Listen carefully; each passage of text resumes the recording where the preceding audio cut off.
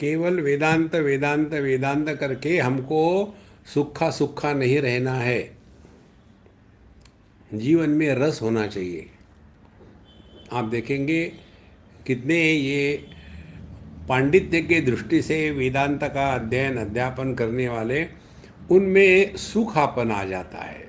भक्ति रसपूर्ण है और ज्ञान की परिपक्वता का अर्थ भक्ति है। और भक्ति की जो सुंदरता है वो है प्रभु का आत्मरूप से ज्ञान।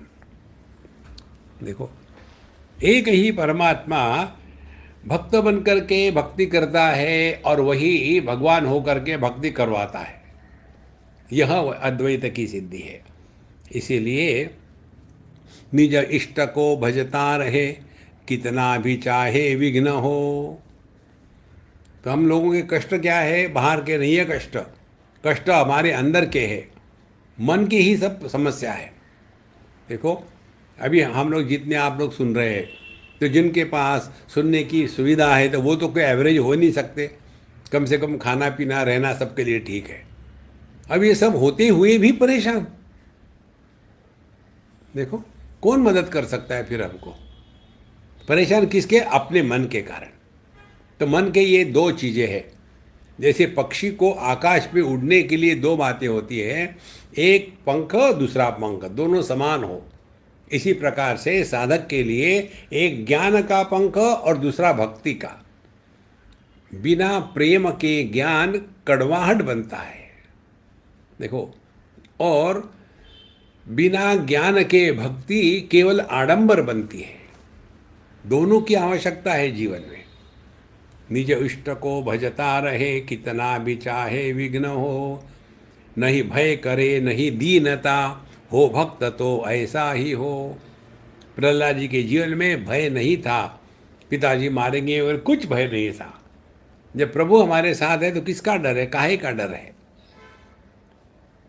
निज भय कर नहीं भय करे नहीं दीनता। और दूसरी महत्व की बात, भगवान के भक्त के जीवन में दीनता नहीं आनी चाहिए। मुझे दे दो न, मेरे पास कम है और दे दो। अरे राम राम। हमारे तुकाराम महाराज कहते हैं कि भगवान के नाम के ऊपर में और भीख मांग करके चलना, ये भगवान का अपमान है। देखो, हमारे कबीर जी महाराज भी यही कहते हैं, भगवान का नाम लेकर के पेट भरना, इससे बड़ा महापाप और कुछ नहीं। कितनी महत्व की बात है।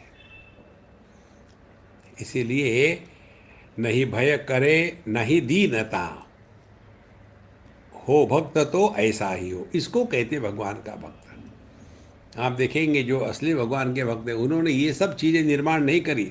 ये उसके पीछे चलने वाले जो है, उनके नाम पर अपना उल्लू सीधा करने वाले। देखो, कहीं भी देखो आप। आगे चलते हैं। आपत्ति पर आपत्तियाँ मीरा सही नहीं हाय की। विष का प्याला पी गई कुछ भी नहीं परवाह की। माने कभी नहीं दुख को मरने तलक का भय न हो। दिन रात श्रीपति को रटे हो भक्त तो ऐसा ही हो। एक तो उदाहरण दिया प्रहलाद जी का, पौराणिक उदाहरण। अब हमारे समय का, अपने जीवन का, अपने देश में हुआ बताते हैं मीरा जी का उदाहरण। आपत्ति पर आपत्तियाँ मीरा सही नहीं हाय की। मीरा जी के जीवन का जो प्रसंग आता है, जब इनके बहन की शादी हो रही थी तो छोटी थी, उनको पूछा कि ये कौन, क्या हो रहा है? बोले उसकी शादी है, वो उसका दूल्हा है। तो मेरा दूल्हा कब आएगा, मुझे मेरी शादी कब होगी? तो उनकी माँ उनके बाल बना रही थी, तो कह रही कि तेरा दूल्हा वो है कान्हा। तो उन्होंने भगवान कृष्ण के तरफ दिखाया कि वो तेरा दूल्हा है, और उन्होंने उसी क्षण भगवान कृष्ण से विवाह कर लिया था मन ही मन। अब उनको कोई नहीं चाहिए दुनिया में। देखो कितनी बड़ी बात है। इसीलिए जब उनको ये हुआ तो आपत्ति पर आपत्तियाँ आई, फिर भी वो कभी कंप्लेन नहीं करी, सबको स्वीकार किया। यहाँ तक के विष का प्याला पी गई, कुछ भी नहीं परवाह की। क्योंकि जिससे मिलना है उसको मिलने के लिए सबका त्याग करना आवश्यक है। तो परमात्मा से मिलना है तो हमको दुनिया का त्याग करना अत्यंत आवश्यक है। यदि हम उनका त्याग नहीं करेंगे तो प्रभु के साथ नहीं हो सकते। तो आपत्ति परापत्ति या मीरा सही नहीं हाय की, विष का प्याला पी गई, कुछ भी नहीं परवाह की। माने कभी नहीं दुख को, मरने तलक का भय न हो। भगवान का भक्त हो और इनसिक्योरिटी रहे। देखो भगवत गीता में 9वें अध्याय में भगवान बताते हैं, अनन्या चिंतयन्तो मां ये जना पर्युपासते तेषाम नित्याभियुक्तानाम योगक्षेमम वहाम्यहम्। भगवान का भक्त वो है जिसको योग और क्षेम की परवाह नहीं रहती।